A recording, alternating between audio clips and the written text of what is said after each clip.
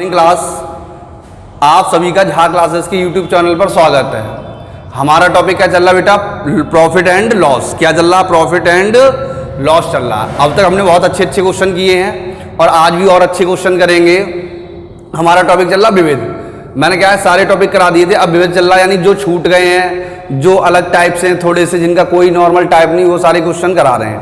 आज हमारा क्या ये टॉपिक खत्म हो जाएगा आज हमारा क्या ये टॉपिक खत्म हो जाएगा। फिर कल से हम सिंपल इंटरेस्ट, साधारण ब्याज स्टार्ट करेंगे। क्या स्टार्ट करेंगे? साधारण ब्याज, और उसके बाद चक्रवृद्धि ब्याज। फिर ये जो है एक तरह से परसेंटेज की पूरी यूनिट खत्म हो जाएगी। उसके बाद अनुपात समानुपात स्टार्ट करेंगे। उसके बाद क्या स्टार्ट करेंगे? समानुपात स्टार्ट करेंगे, यानी अनुपात समानुपात स्टार्ट करेंगे। ठीक, तो फटाफट सभी लोग क्लास शेयर करेंगे क्योंकि वीडियो चालू हो गया। वीडियो शेयर करेंगे और लाइक करेंगे, और जो लोग चैनल पर पहली बार आए हैं वो चैनल सब्सक्राइब करेंगे, और जिन्होंने अब तक सब्सक्राइब नहीं है वो भी सब्सक्राइब करेंगे। सही बेटा, तो देखते हैं हमारा पहला क्वेश्चन क्या है। सिंपल सा जो चल रहा था लास्ट, उससे आगे चलाएंगे। देखो पहला क्वेश्चन है हमारे पास,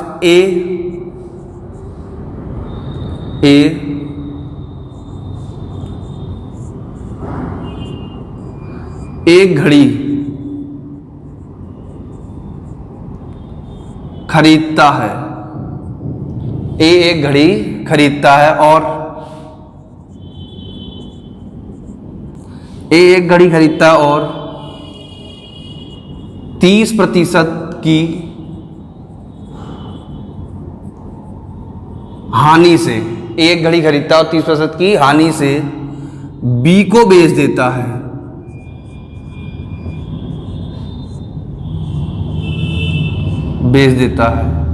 कॉमा बी 20% के लाभ से सी को बेच देता है तथा सी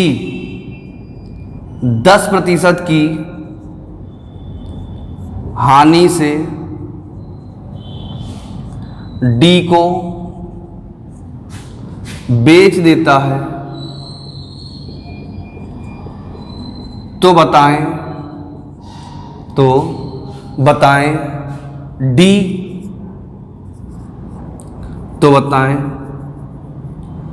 ए ने घड़ी कितने रुपए की खरीदी थी? ए ने घड़ी कितने रुपए की खरीदी थी यदि, तो बताएं ए ने घड़ी कितने रुपए की खरीदी थी यदि डी ने इसके 9,828 रुपए दिए हों। 9,828 रुपए दिए हों। अब जो करते हैं, एक घड़ी क्या है, ए खरीदता है और ए खरीदने के बाद बी को बेच देता है 30% की हानि से। ठीक, बी क्या करता है? 20% के लाभ से सी को बेच देता है, और सी क्या करता है? 10% की हानि से पुनः डी को बेच देता है। इस प्रकार डी जो है वो 9,828 रुपए देता है। कितने रुपए देता है? 9,828 रुपए देता है। अब डी 9,828 रुपए देता है। ठीक, अब देखो हम क्या है, सीधे जाएंगे तो परसेंट सीधी लिखेंगे। अब हमें पहले वाली रेट बतानी है। पहले वाली रेट बतानी तो उल्टा चलना है। सही बेटा, पहले वाली रेट बतानी तो क्या चलना है? उल्टा चलेंगे। तो हमने क्या किया, देखो 30% की हानि है, 30% की हानि है तो 100% की 30 की हानि होगी तो क्या होगा? 100/70 इंटू, फिर 20 का लाभ है, 20 का लाभ है तो क्या हो जाएगा? 100/120। से क्या है? 100/120। फिर क्या है? 10 की हानि है, 10 की हानि है तो क्या हो जाएगा? 100/90। से कितना हो जाएगा? 100/90। अब कैलकुलेशन कर देंगे। देखो 0 से 0 कैंसिल, इस 0 से ये 0 कैंसिल, इस 0 से ये 0 कैंसिल। अब देखो हमने क्या है 7 से कैंसिल किया, 7 एकन 7 बचे 2, 7 चौक 28, 0 7 चौक 28, 12 से कैंसिल कर दो, 12 एकन 12 बचे 2, 12 एकन 12 कितने बचे, 12 सत्ते 84, 13 निम्मा 117, तो आ गया हमारे पास 13 गुणा 10 गुणा 100 बराबर का 13,000 रुपये। ए ने कितने रुपए दिए होंगे, 13,000 रुपये दिए होंगे। सही, कितने रुपए दिए होंगे, 13,000। अब देखो हमें बाद वाला रेट दिया था और पहले वाला हमने पूछा था, तो हमने परसेंट कैसी लगा दी, उल्टी लगा दी, जैसे जनसंख्या वाले क्वेश्चनों में किया था। किसमें किया था बेटा, जनसंख्या वाले क्वेश्चनों में किया था। आया समझ में। अगला क्वेश्चन लिखते हैं, इंपोर्टेंट, कई बार पेपर में आ चुका है। जो क्या है हमारा क्वेश्चन,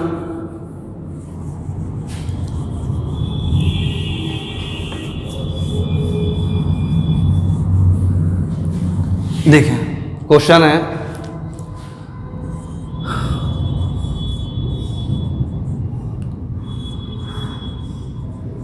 किसी वस्तु को 144 रुपए में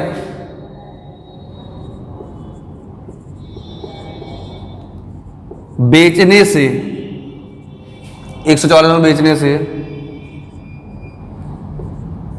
उतने ही प्रतिशत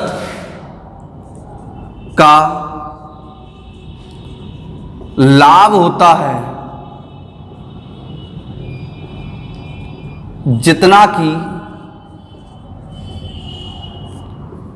वस्तु का क्रय मूल्य है, तो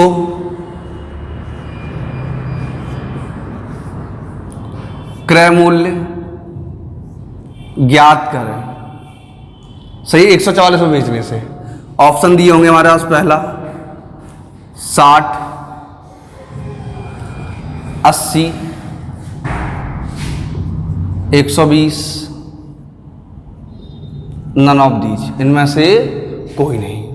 अब देखो, जब भी इस टाइप का क्वेश्चन आएगा तो हम क्या करेंगे, सबसे पहले इस क्वेश्चन को करने के कई तरीके हैं, कई लॉजिक हैं, लेकिन हमें कोई ज़्यादा मेहनत करने की ज़रूरत नहीं है, ना कोई लॉजिक याद करना। हम सीधा सीधा ऑप्शन उठा लेंगे। किससे करेंगे बेटा, ऑप्शन से। जैसे कि हमने पहला ऑप्शन लिया, हमने मान लिया हमारा क्रय मूल्य 60 रुपये है, क्रय मूल्य 60 रुपये, तो 60 रुपये क्रय मूल्य का, तो लाभ भी क्या होगा, 60% का होगा, तो क्रय मूल्य इंटू लाभ प्लस 100, तो 160 बटे 100 बराबर वस्तु कितने की होनी चाहिए, 144 की। सॉल्व किया हमने, 0 से 0 कैंसिल, 16 छिक्के 96, 96 बराबर का 144, यानी कि बराबर की नहीं हुई, यानी हमारा 60 आंसर नहीं होगा। हमने दूसरा ऑप्शन ले लिया। क्या है हमारा दूसरा ऑप्शन, देखो बेटा, हमारा दूसरा ऑप्शन है 80, तो 80 रुपए की वस्तु है, तो लाभ भी 80 हुआ, 80 इंटू 180 बटे 100 बराबर का 144, 0 से 0 कैंसिल, 18 अट्ठे 144, 144 बराबर 144, तो हमारा आंसर क्या हो जाएगा, बी, यानी वस्तु कितने रुपए की होगी, 80 रुपए की होगी। क्या होगी, 80 रुपए की। और इससे सरल इसका कोई दूसरा तरीका नहीं है, कोई लॉजिक होगा, कोई शॉर्ट ट्रिक होगी, और कोई भी होगा, उसे हमें याद करना पड़ेगा। हमें कुछ याद नहीं करना, सीधा सीधा हमारा बेसिक वाला तरीका है। हमने किसी एक को क्या मान लिया, क्रय मूल्य मान लिया, उसके साथ सॉल्व कर दिया। हर क्वेश्चन में ऑप्शन दिए हुए, क्योंकि हमारा जो पेपर होता है वो कैसा होता है बेटा, ऑप्शनल होता है। कैसा होता है, ऑप्शनल। एक और क्वेश्चन लिखते हैं,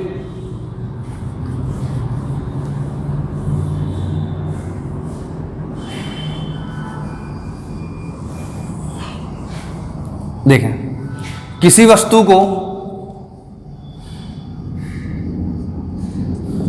171 रुपए में बेचने से उतना ही लाभ, उतने ही प्रतिशत का लाभ होता है जितना कि वस्तु का क्रय मूल्य है।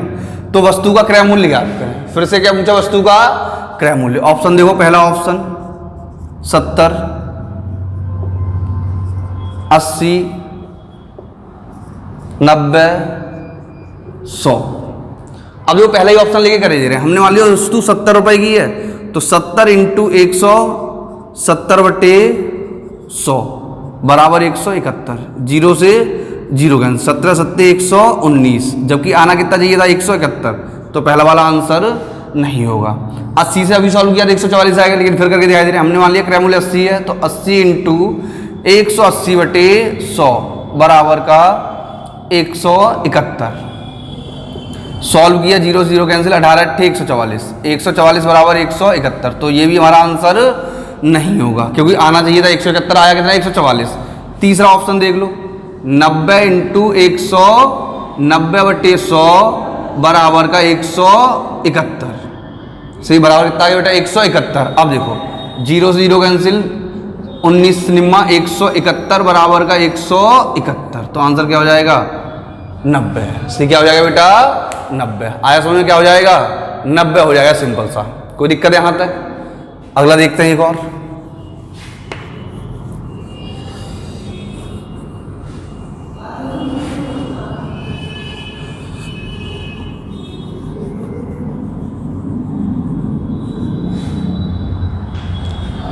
किसी वस्तु को 24 रुपये में बेचने से उतने ही प्रतिशत की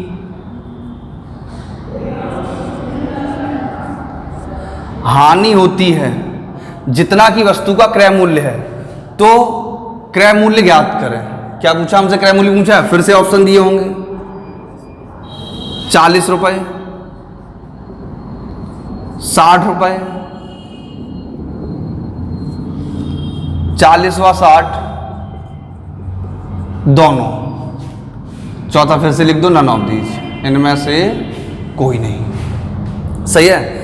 अब देखो 40 और 60 दोनों या नन ऑफ दीज। हमने पहला ऑप्शन लिया, हमने मान लिया वस्तु हमारी 40 की है, तो हानि भी कितनी की होगी 40 की, तो कितनी आ जाएगी 60 की। 40 इंटू 40/100 बराबर में कितना हो जाना चाहिए 24 रुपये हो जाना चाहिए। सही बेटा, कितना हो जाना चाहिए 24। तो हमने क्या सॉल्व किया भाई, 40 का मूल्य है, हानि 40 की होगी तो क्या बचाएगा, हानि माइनस 100 माइनस का हानि, तो 100 में से 40 घटाओ कितना हो जाएगा 60 हो जाएगा। 0 से 0 कैंसिल, ये हो जाएगा तुम्हारा 6 चौक 24 बराबर का 6 चौक 24। यानी ये हमारा आंसर हो सकता है, क्योंकि ऑप्शन में 40 60 दोनों दिए, तो 60 भी चेक करना पड़ेगा। तो हमने 60 किया, हमने मान लिया वस्तु 60 रुपए की है, तो हानि भी 60 की होगी, कितनी की होगी 60 की। 60 की हानि होगी तो वस्तु कितनी की बचेगी 40 की बटे का 100 बराबर वस्तु 24 की हो जानी चाहिए। 0 से 0 कैंसिल, 6 चौक 24 बराबर का 24, यानी 60 40 भी आंसर होगा और 60 भी आंसर हो सकता है। तो क्या हो जाएगा 40 और 60 दोनों, यानी दोनों क्या हो जाएंगे हमारे आंसर हो जाएंगे। सही, क्या हो जाएंगे बेटा, दोनों क्या हो जाएंगे आंसर हो जाएंगे। कोई दिक्कत है यहाँ तक? अगला क्वेश्चन करते हैं।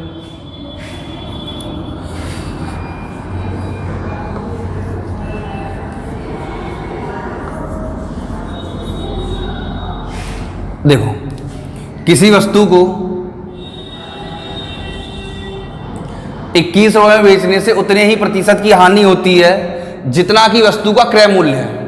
तो फिर से ऑप्शन देख लो, 10 रुपये, 30 रुपये, 70 रुपये,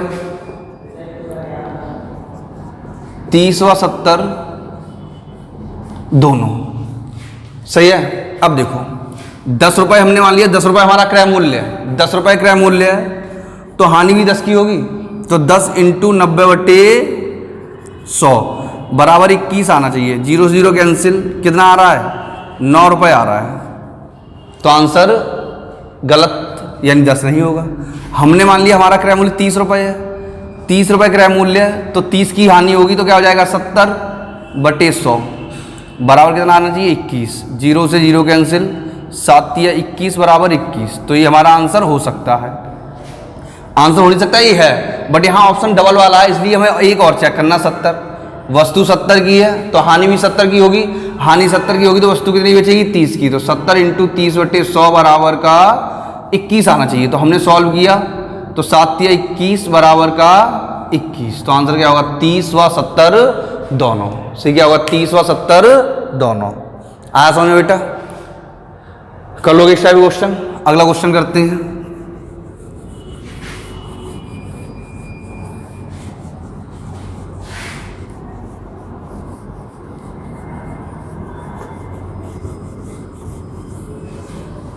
सारे के सारे क्वेश्चन एकदम इंपोर्टेंट और आए हुए क्वेश्चन है, एक भी फर्जी क्वेश्चन नहीं है। मतलब ऐसा नहीं है कि ऐसे ही करा दे मेरा मतलब में, क्योंकि भाई हम भी मेहनत कर रहे हैं और आप भी मेहनत कर रहे हो, ऐसे ही मेहनत करते रहेंगे, रंग लाएगी मेहनत, कोई दिक्कत नहीं है। देखो अगला क्वेश्चन, एक क्वेश्चन अपने नाम से स्टार्ट करते हैं।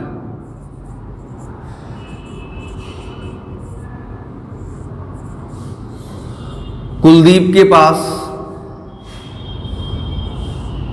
2 बल्ले और एक गेंद है। कुलदीप के पास 2 बल्ले और एक गेंद है। गेंद की कीमत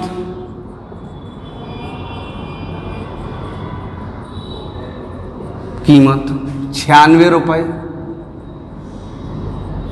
गेंद की कीमत 96 रुपये।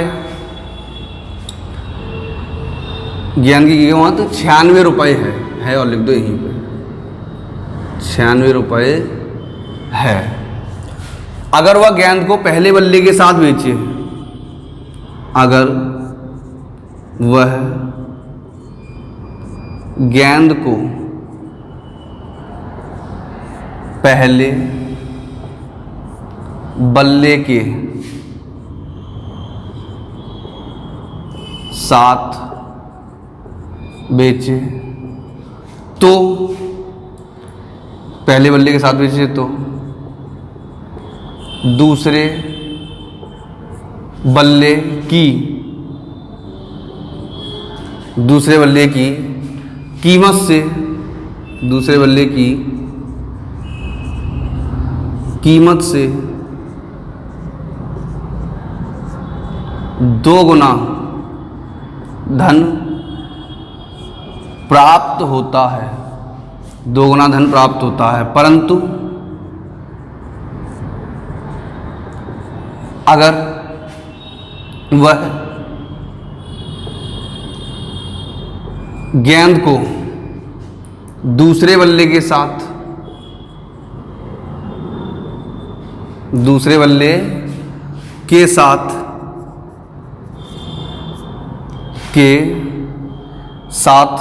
बेचे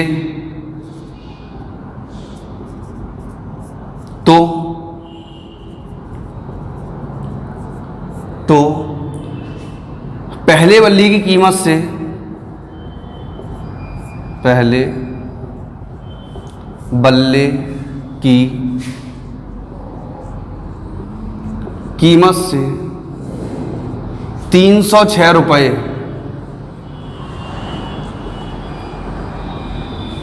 कम मिलते हैं। 306 रुपये कम मिलते हैं। पहले बल्ले की कीमत ज्ञात करें। 306 रुपये कम मिलते हैं। पहले बल्ले की 306 रुपये कम मिलते हैं। पहले बल्ले की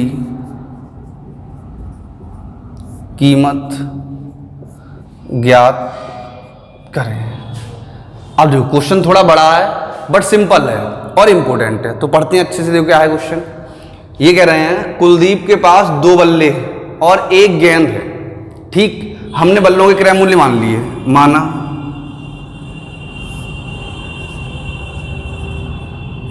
बल्ला 1 बराबर A रुपए का और बल्ला 2 बराबर B रुपए का और गेंद 96 रुपए की। सही बेटा, गेंद 96 रुपए नहीं लगे, कोई दिक्कत नहीं, पता ही चल रहा रुपए पैसे का काम चल रहा, तो कोई दिक्कत नहीं, लगा हो तो सही, नहीं लगा हो तो सही।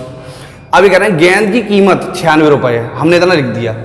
अगर वह गेंद को पहले बल्ले के साथ बेचे तो दूसरे बल्ले की कीमत से 2 गुना धन प्राप्त होता है। ठीक, अगर ये कह रहे हैं गेंद को पहले बल्ले के साथ बेचे, यानी कि गेंद को पहले बल्ले के साथ, तो ए प्लस 96 दूसरे बल्ले की 2 गुनी कीमत प्राप्त होती है 2B। यही तो हो जाएगा भाई। ये कह रहे हैं अगर वह गेंद को पहले बल्ले के साथ बेचे तो दूसरे बल्ले की कीमत से 2 गुना धन प्राप्त होता है। तो लो भाई A प्लस 96 बराबर का 2B। कोई दिक्कत है यहाँ तक? अब देखो अगली लाइन में कहते हैं परंतु अगर वह गेंद को दूसरे बल्ले के साथ बेचे, यानी गेंद को दूसरे बल्ले के साथ बेचे, तो B प्लस 96 दूसरे बल्ले के साथ बेचें, दूसरे बल्ले के साथ बेचें तो पहले बल्ले के कीमत से, की लिख दो, पहले बल्ले की कीमत से 306 रुपये कम मिलते हैं, यानी पहले बल्ले की कीमत ए है, ए से 306 रुपये कम मिलते हैं, ए से 306 रुपये कम मिलते हैं। सिंपल सा क्वेश्चन है, हमने वैल्यू लगा दी। अब देखो क्वेश्चन सॉल्व करेंगे। ये कह रहे हैं कि दो बल्ले हैं, तो बल्ला 1 बल्ला 2, ए और बी, गेंद 96 रुपये की है। इन्होंने कहा अगर गेंद को पहले बल्ले के साथ बेचेंगे तो दूसरे बल्ले से 2 गुना धन प्राप्त होगा, तो a प्लस 96 बराबर का 2 भी हो जाएगा और b प्लस 96 बराबर का a माइनस 306 हो जाएगा। अब देखो अगर हमें किसकी कीमत बतानी, पहले बल्ले की कीमत बतानी है, ठीक है बेटा, पहले बल्ले की कीमत बतानी है तो हम क्या करेंगे, a की कीमत बतानी है, a की कीमत बतानी तो यहाँ से b गायब कर देंगे, तो b की वैल्यू यहाँ रखेंगे आके, तो ये b हमने उधर भेज दिया a की वैल्यू, तो हो जाएगा a माइनस, अब देखिए 96 उधर जाएंगे तो माइनस के हो जाएंगे, 6 और 6 12 की 2 हासिल 1, ठीक, 6 और 6 12 की 2 हासिल 1, 9 1 10 का 0 हासिल 1, 3 और 1 4, 3 और 1 4, तो b बराबर क्या हो जाएगा, a माइनस का 402, ठीक। ये वैल्यू उठा के यहां रख दो बेटा, तो देखो a प्लस 96 बराबर 2 कोष्टक में a माइनस का, ठीक। अब देखो ये हो जाएगा हमारे पास a प्लस का 96 बराबर का 2a माइनस का, 2 दूनी 4 0 4 दूनी 8, सही है, कितना हो जाएगा 804।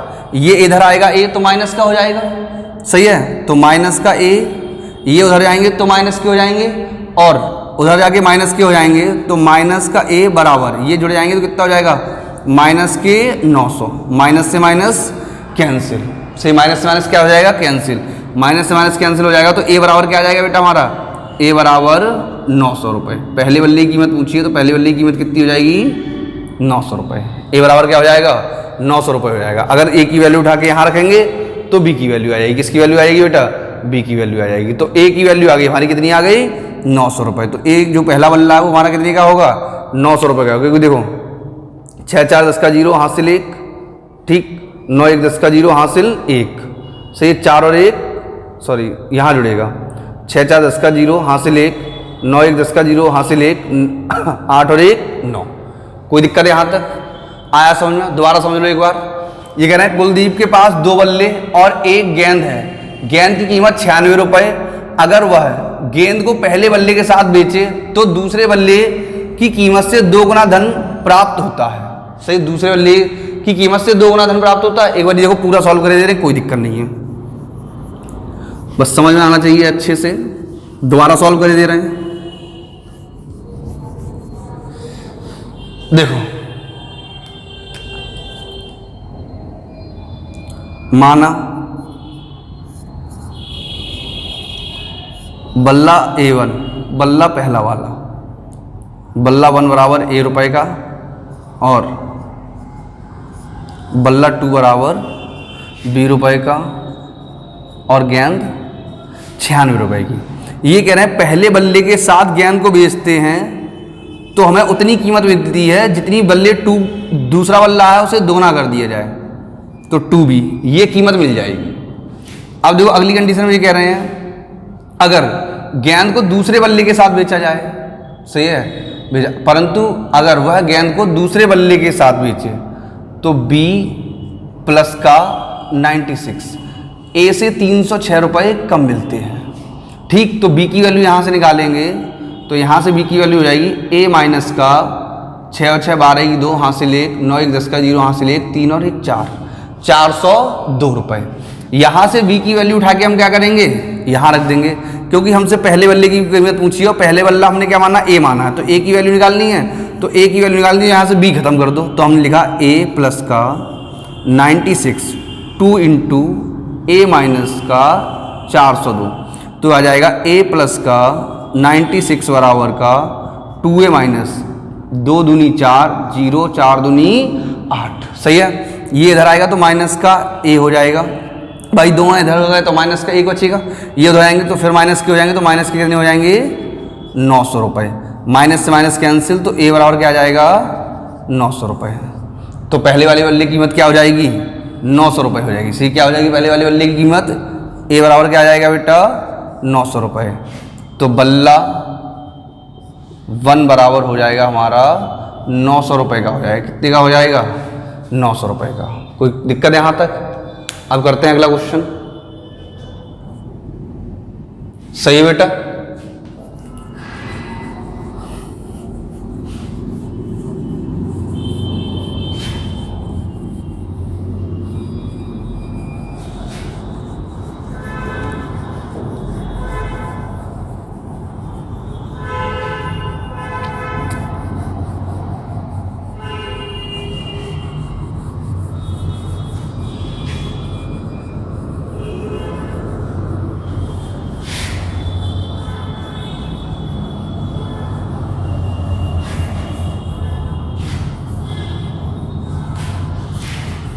अगला क्वेश्चन लिखते हैं।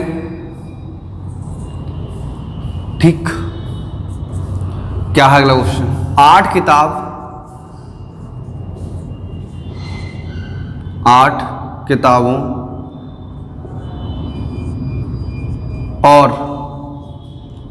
किताबों और 5 पेन की कीमत, 5 पेनों की कीमत 92 रुपये है, 92। सही बेटा? 8 किताब और 5 पेनों की कीमत 92 रुपये है। 3 किताबों और 2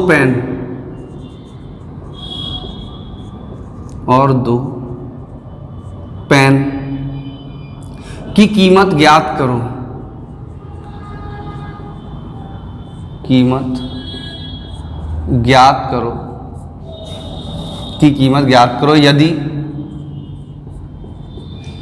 यदि 5 किताब और 8 पेनों की कीमत, 5 किताब और 8 पेनों की कीमत 77 रुपये हो।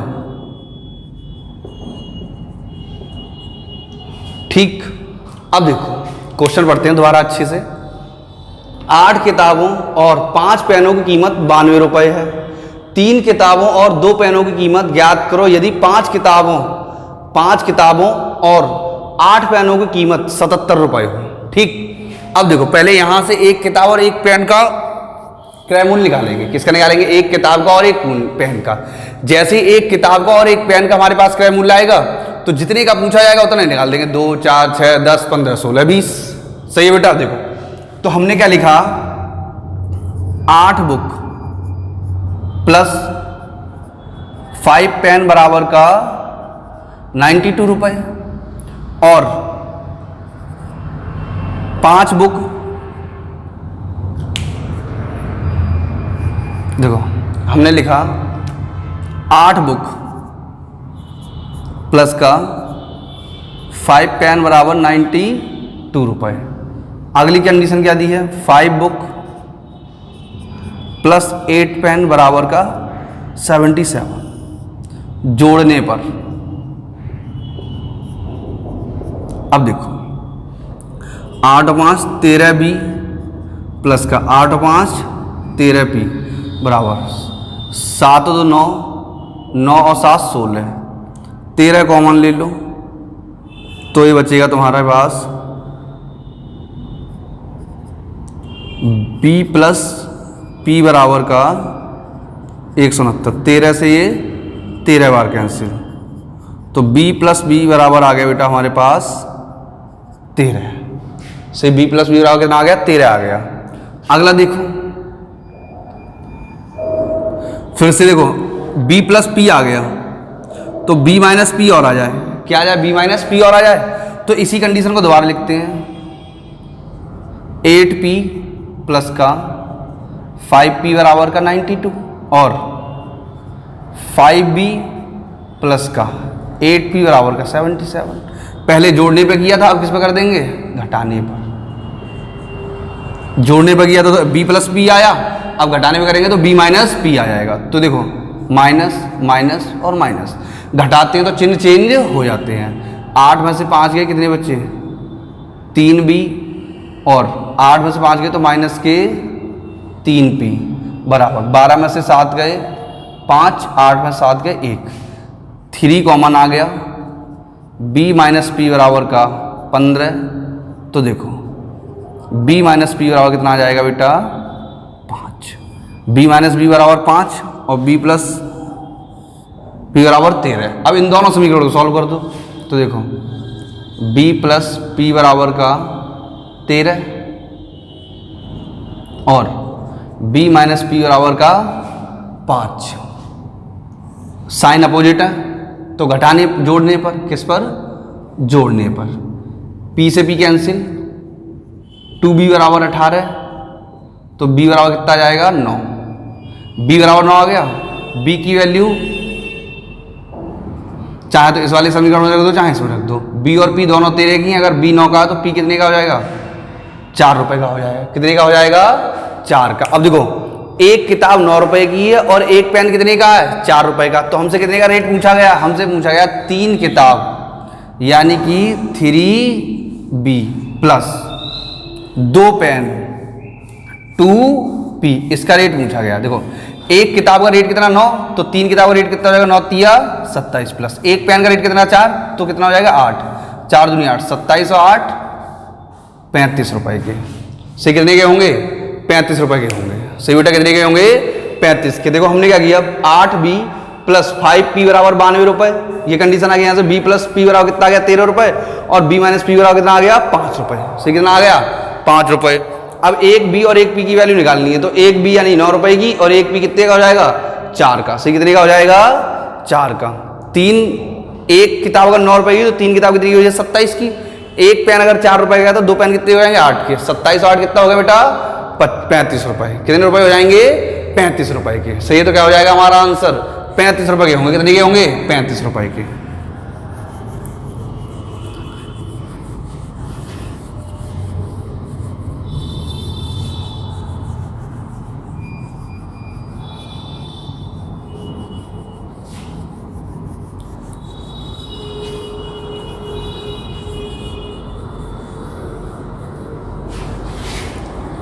बहुत अच्छे अच्छे क्वेश्चन हैं, सारे क्वेश्चन एकदम जबरदस्त हैं, अच्छे से पढ़ेंगे।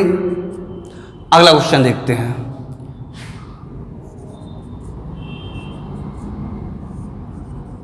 चीनी के मूल्य में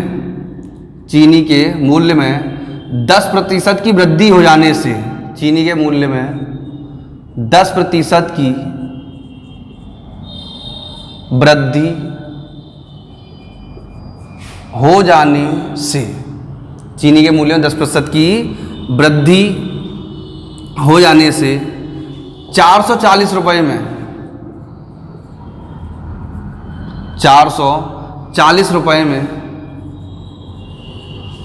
2 किलोग्राम 440 रुपए में 2 किलोग्राम चीनी 2 किलोग्राम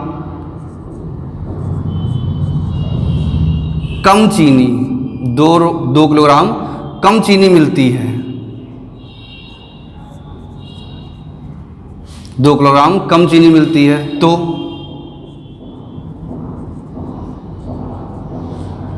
चीनी का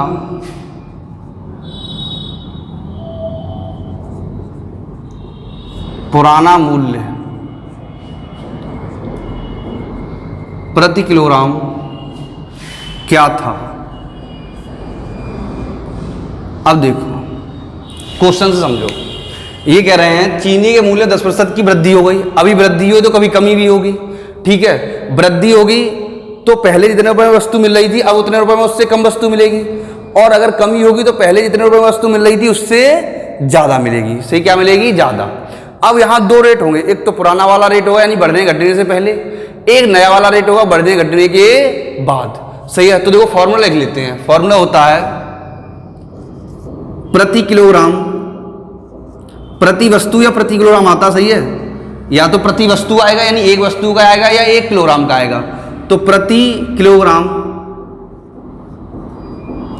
पुराना प्रारंभिक घटने व बढ़ने से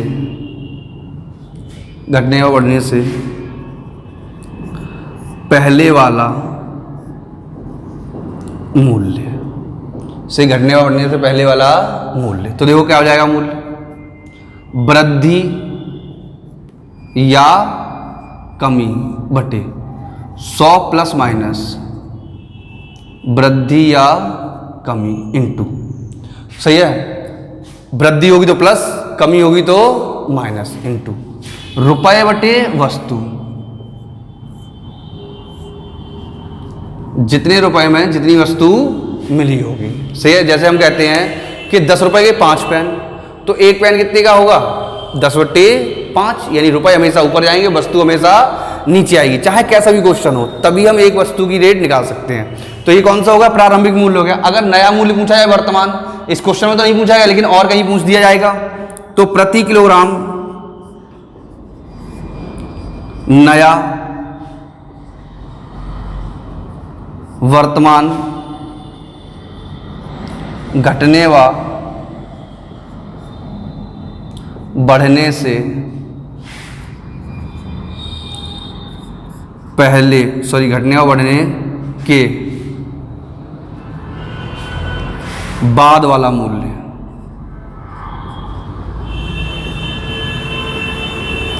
अब देखो, जब कोई पहले वाले मूल्य की बात करता है तो आज के मूल्य से पहले वाले मूल्य की तुलना करता है।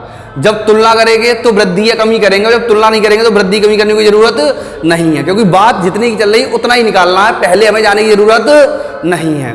तो देखो सीधा सीधा आएगा वृद्धि या कमी, बात अभी की हो रही तो 100% पे बात हो रही, तो इंटू 100 इंटू रुपए बटे वस्तु, सही क्या हो जाएगा, रुपए बटे वस्तु। तो एक ये फॉर्मूला हो गया हमारा, नोट करेंगे फटाफट, और एक ये फॉर्मूला हो गया, ऐसे ही फटाफट नोट करेंगे, सही है। फटाफट नोट नहीं कर पा रहे तो स्क्रीनशॉट ले लो, ले लिया स्क्रीनशॉट।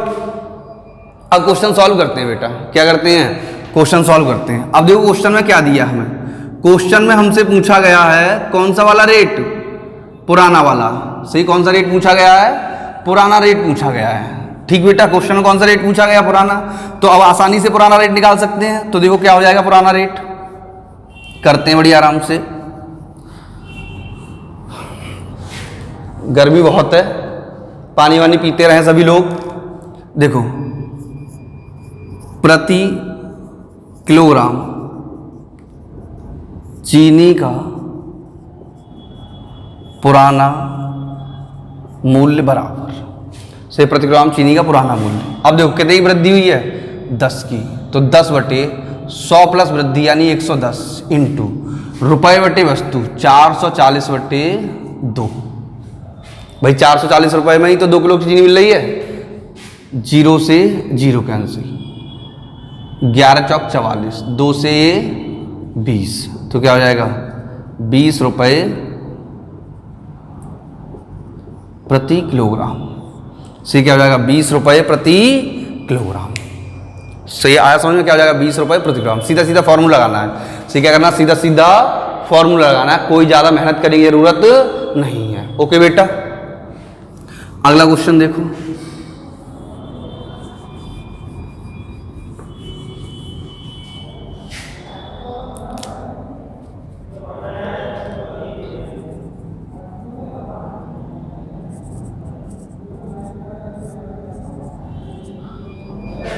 चावल के मूल्य में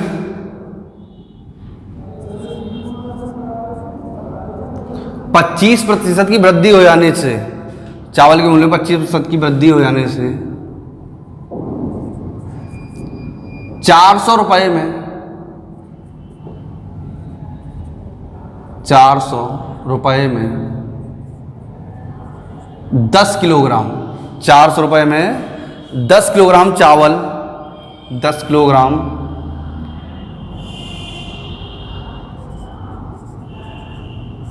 कम चावल मिलते हैं,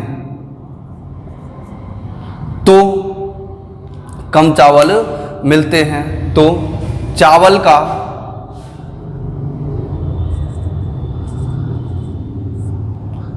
नया मूल्य प्रति किलोग्राम क्या होगा। अब देखो हमसे कौन सा मूल्य पूछा बेटा, नया मूल्य पूछा है। कौन सा पूछा है, नया मूल्य। इससे पहले कौन सा पूछा था, पुराना मूल्य पूछा था। अब नया मूल्य पूछा है तो हम क्या करेंगे, नए मूल्य का फॉर्मूला लगा देंगे। क्या करेंगे, नए मूल्य का फॉर्मूला लगा देंगे। तो क्या हो जाएगा, चावल का प्रति किलोग्राम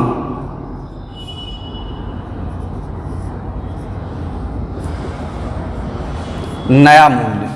तो नया मूल्य क्या था, वृद्धि बटे 100 गुणा रुपए बटे वस्तु। 0 से 0 कैंसिल, 2 दूनी 4, 2 पंजे 10, 5 पंजे 25 और 5 दूनी 10 रुपए प्रति किलोग्राम। सही, नया मूल्य क्या हो जाएगा चावल का, 10 रुपए प्रति किलोग्राम। इससे पहले कुछ कम होगा, जितना भी कम हो, लेकिन अब नया कितना हो जाएगा, 10 रुपए प्रति किलोग्राम हो जाएगा। सही, कितना हो जाएगा बेटा, 10 रुपए प्रति किलोग्राम। आया समझ में। अगला देखो,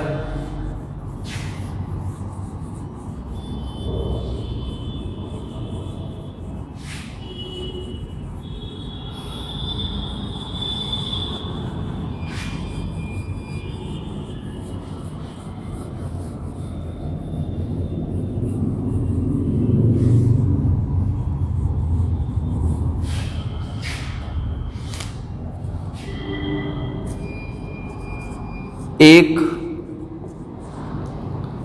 सेब की कीमत में 25% की कमी हो जाने पर, एक सेब की कीमत में 25% की कमी हो जाने पर एक व्यक्ति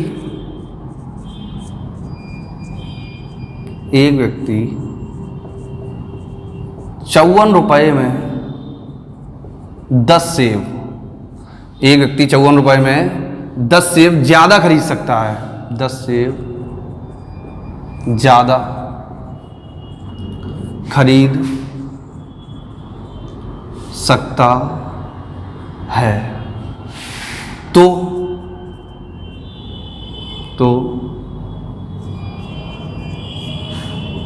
एक दर्जन,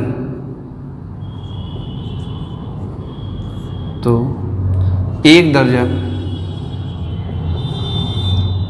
सेबों का, तो एक दर्जन सेबों का,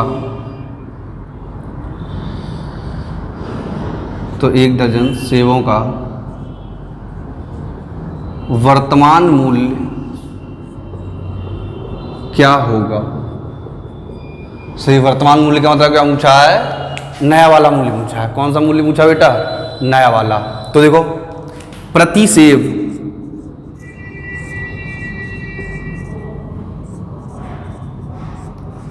नया मूल्य बराबर, प्रति सेब नया मूल्य बराबर, तो फॉर्मूला क्या हो जाएगा, 25/100 वृद्धि बटे 100 इंटू रुपए बटे वस्तु, 54 रुपए बटे 10 सेब, 25 चौक 100। ठीक, 2 दूनी 4 और ये 2 से कैंसिल होगा हमारा, 2 दूनी 4 और 2 सत्ते 14, यानी कि 27/10 रुपए का एक सेब होगा। से 27/10 रुपए का एक सेब होगा। इन्होंने क्या पूछा है, एक दर्जन सेब। कितने सेब पूछे बेटा, एक दर्जन। तो एक दर्जन बराबर क्या होता है, 12। तो एक दर्जन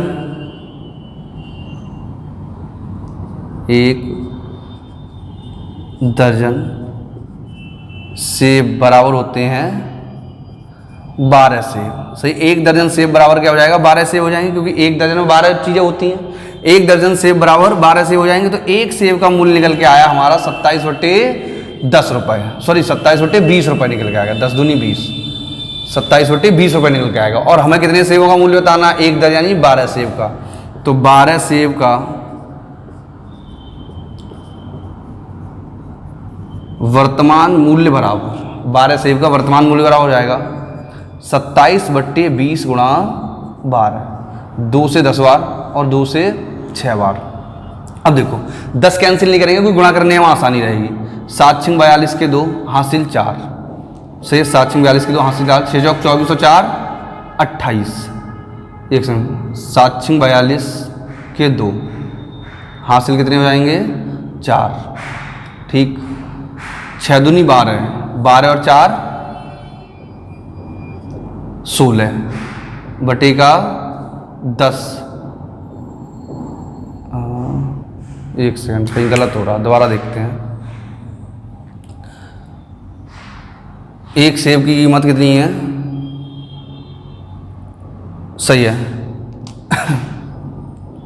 7 6 42 के 2 हासिल 4, 6 दूनी 12, 12 और 4 16, सही। 6 दूनी 12 और 4 16, तो ये आ जाएगा तुम्हारा 16.20 रुपये। कितना आ जाएगा बेटा? 16.20 रुपये आ जाएगा। कितना आ जाएगा? 16.20 रुपये। अब करते हैं अगला क्वेश्चन।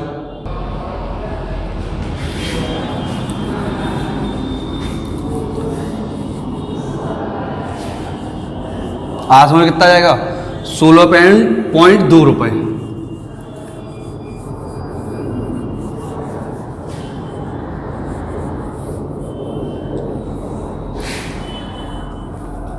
अगला क्वेश्चन करते हैं।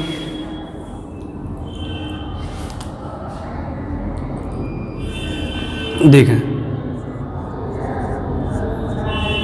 एक दुकानदार 10 रुपये प्रति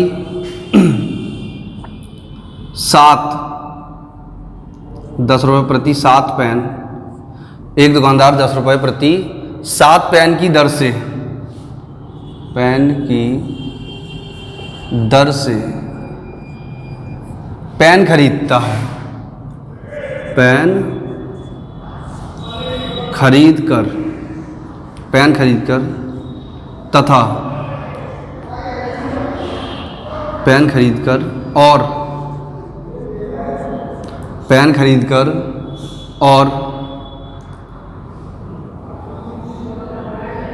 दर से पेन खरीद कर तथा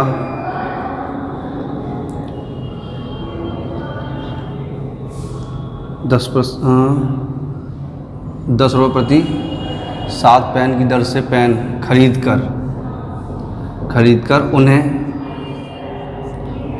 कर उन्हें 40%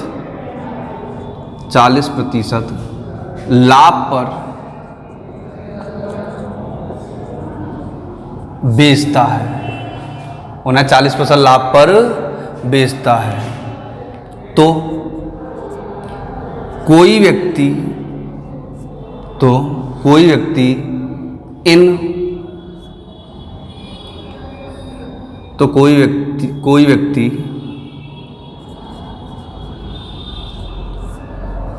दस रुपये में कितने पेन खरीद सकता है? ये होगा क्वेश्चन। थोड़ी लैंग्वेज गड़बड़ा रही थी लेकिन अंततः सही हुआ। देखो, एक दुकानदार 10 रुपये प्रति 7 पेन की दर से पेन खरीदता है। यानी व्यक्ति क्या करता है? 10 रुपये में 7 पेन खरीदता है। कितने पेन खरीदता है? 7 पेन खरीदता है और उन्हें 40% लाभ से बेचता है। कितने लाभ से बेचता है? 40% लाभ से बेचता है। ये कहोगे गायब कर दिया, हम कैसे देखेंगे? तो लो, 40% लाभ से बेचता है। तो कोई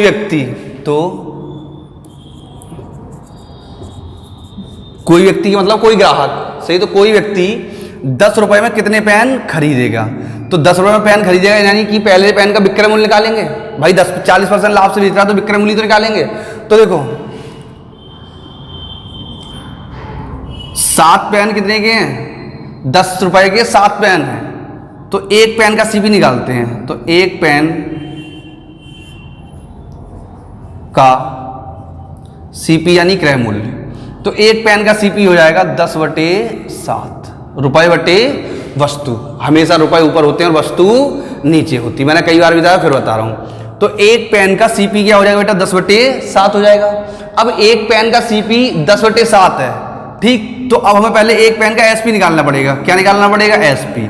अब देखो एक पेन का एसपी यानी कि विक्रय मूल्य से, तो विक्रय मूल्य हो जाएगा 10/7 इंटू कितने का 40% लाभ है तो 140/100, 0 से 0 कैंसिल, 7 दूनी 14, तो एक पेन का विक्रय मूल्य हो जाएगा 2 रुपये हो जाएगा। सही है। तो 10 रुपये में मिले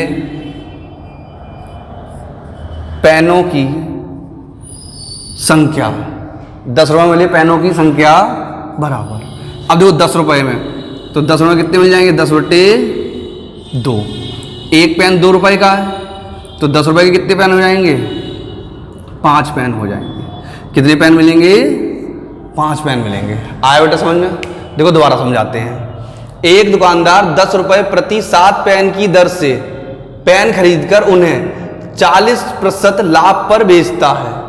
कोई व्यक्ति 10 रुपये में कितने पेन 10 रुपये में कितने पेन खरीद सकता है?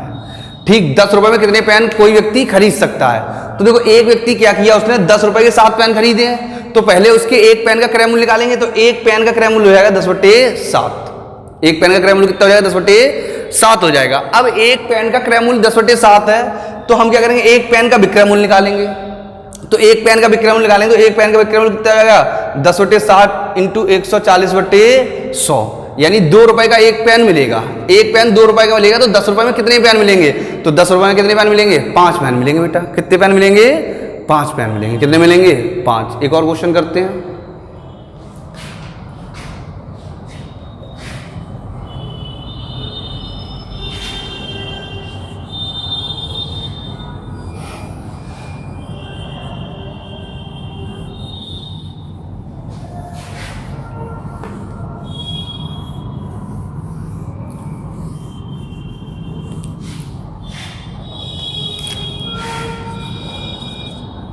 एक व्यक्ति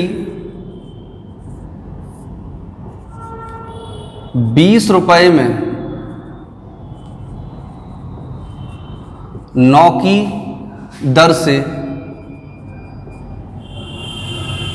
टॉफी खरीदता है। एक व्यक्ति 20 रुपये में 9 की दर से टॉफी खरीदता है। सही है। एवं उन्हें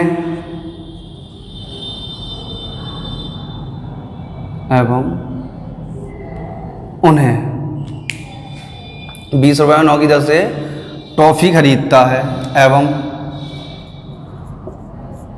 उन्हें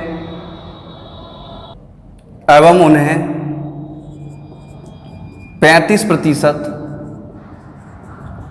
लाभ से बेच देता है, तो बताएं कोई ग्राहक 36 रुपये में कितनी